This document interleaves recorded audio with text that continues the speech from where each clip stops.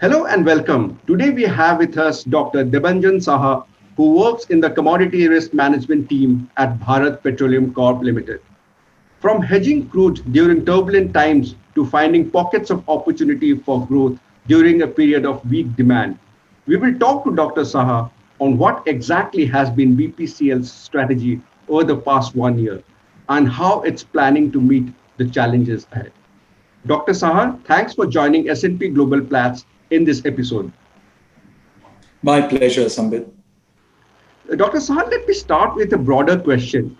What has been the biggest challenge in 2020 as a people leader, and what do you think has been the biggest challenge in handling international trade for BPCL during the pandemic? Yeah, the challenge that we had envisaged would be the implementation of IMO 2020, but we were actually not at all prepared for what actually transpired in terms of the pandemic. So, ensuring business continuity during the pandemic and throughout the lockdown period that we have in India, that was a challenge of unprecedented scale for us. And what we have done is we have taken utmost care of the safety of all our team members, both at and beyond the workplace. So we have, strictly implemented all the precautionary advisories like social distancing, wearing face masks, frequent sanitization of the workplace, so that our team members don't fall victim to this infection. And during the lockdown period, international trade being a department which mainly operates in an office environment and not a plant-based one, we were all operating from our homes. And technology has been a great enabler which made it possible. So we have used virtual meetings extensively. And in the pre-COVID days only, we had shifted to a digital signature secured paperless workflow system, and that has helped us in ensuring that all our business processes go through. So yes, maintaining business process continuity has been the biggest challenge for us. Sure, sure. And what are your views on the overall oil demand outlook for India in 2021? This is coming back to the core subject. Yeah, we are extremely optimistic that by the end of the first half of this calendar year, oil demand in India will actually surpass 2019 levels. Going product-wise, LPG as a domestic cooking fuel is seeing the highest growth, and it has already moved much beyond the 2019 levels. Gasoline is growing extremely rapidly, and that is because of the preference of personal mobility solutions for people to commute. So that has also surpassed 2019 levels. Gas oil is catching up. Even in the pre-COVID days, gas oil had sort of plateaued, and it was almost at either a slight growth or a slight negative growth on a month-to-month basis. So we are back at those levels. So I can put it that gas oil also we have reached near to the pre-COVID levels. The only worrying factor is jet fuel. The jet fuel is lagging heavily, and but the silver lining is that the vaccination program in India has undergone. It has started off in a very big way. If my numbers are right, I think we have already surpassed 2 million vaccinations as of yesterday. So with this, I think by the end of the first half of this calendar year, I think at least the leisure air travel will come back to normal.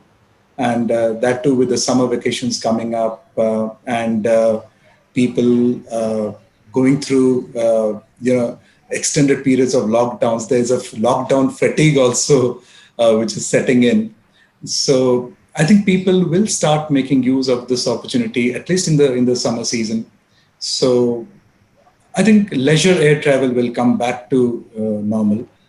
But the only worrying factor is the business air travel. That a substantial part of that, I think, is permanently lost, and that is lost because of the virtual meeting platforms. So yes, apart from jet fuel, other products are all back on stream.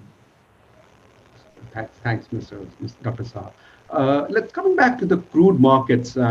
What is your outlook for the crude market as far as imports is concerned for the for this year? I mean, is India going to see witness a big growth in crude inflows from regions such as North American suppliers? Yeah, India, as we all know, is a growing economy, and we are seeing development at a very, very rapid pace, very rapid industrialization, massive infrastructure investments, and we are also seeing scaling up of refinery capacity, at least over the next 4 to 5 years. There are lots of new refinery augmentation programs coming up. So I think the crude oil imports for India is expected to grow year on year. And there's one more problem is that our domestic crude production growth is not much forthcoming. So whereas the growth in product demand is coming up each and every year, which is being satisfied by refinery expansions. So that will call for additional crude imports. Sure. Dr. Saha, what is BPCL's refinery expansion plan looking like? And as the world pushes towards energy transition and cleaner fuels, what's your view for the refining sector as a whole for India for the next 5 to 10 years? In BPCL, we are tripling the capacity of one of our refineries in Numaligarh from 2.8 million metric tons per annum to 9 million metric tons per annum. And that will be happening by 2025. And our refinery in Kochi has already been upgraded and augmented, and that is undergoing a further expansion from the current 15.5 mmtpa to 20 mmtpa by 2025 again. And so this is the expansion plan for BPCL over the next 5 years or so. And you spoke about the energy transition to clean fuels. Um, yes, that is something which will be hitting India, but I think India's peak demand growth will be much later than what many analysts predict. So we will be seeing quite a handsome demand number going well into the 2030s and 2040s, if not 2050s. So we have quite some time to go before we see any real decline in product demand. So all these call for sizable refinery activity. So yes, refinery activity will continue to be present and grow in the years to come. Energy transition to clean fuels, yes, that is in the offing, and we are also taking steps in that direction. Like in BPCL, we have made some pilot projects on an initiative which we call eDrive, where we are setting up battery swapping stations in our retail outlets, and we plan to roll it all India as and when the demand picks up. So we are gearing up to that.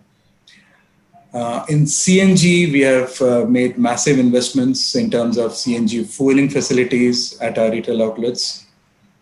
We have got a large number of retail outlets where we offer CNG fuel services. And we are also invested in piped natural gas in various cities, for which we have set up city gas distribution companies. We have also started taking steps in solar power to reduce our carbon footprint and reduce our dependence on the traditional grid power. So what we have done is at 10 physical locations of BPCL, uh, be them petroleum installations or LPG plants. We have set up power plants of capacity of a couple of 100 kilowatt to more than a megawatt capacity. And these are grid connected power projects. We are now scaling them up to 60 additional new sites wherein they may not be grid connected, but they will be solar power plants with slightly reduced capacity to just meet the base load so that we don't produce more and supply to the grid.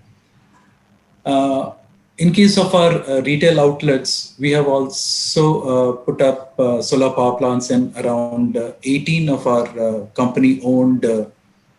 and company operated retail outlets. And in addition to that, we have rooftop solar power plants in over 2,200 retail outlets across the country. So, yes, and one more thing is a biofuel refinery is also being set up by us in your home state. So that is of 100 KL per day capacity to produce second generation ethanol. That will be from biomass. So this ethanol will be used for blending with gasoline. So these are some of the steps that we have started taking. Sure, sure. That's a very useful list of things, Dr. Saha. There's one last question which I wanted to ask you, and this is our to in relation to the volatile commodity markets we saw last year.